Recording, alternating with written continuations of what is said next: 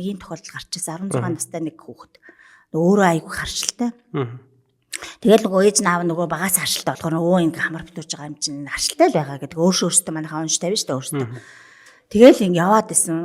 Тэгээд багасаа л эхэлсэн нөгөө битүүрлэн. Тэгээ өөрөө тэрэндээ гэр бүл ихэнч тасчдаг. Энэ харшил хэмжээ гэж байгаа л битүүрж байгаа зүгээр болно нэсгээд үтсэн чинь нарман да хавдартай гарсан. Хавдартай. Тийм нарман хавдартай хүүхэд гарч ирсэн. Тэгээ яг хуу тэр нарман хавдар маань нөгөө хавдрын үе шатаасаа шалтгаалаад өөр штэ.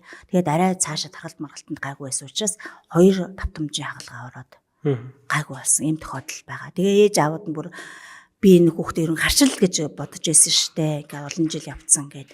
Харин ч яаж үзүүлсэн юм. Тэгээд нарман хавдар онцлогдож тэгэж нэг хүүхэд эмчлэгдсэн тохиолдол бас байгаа. Тэгээ магадгүй өшөө 2 3 дугаар шит рүүгээ орсон ч юм уу ингээд цаашаа имжлэх боломжгүй байсан бол яах юм тийм ээ.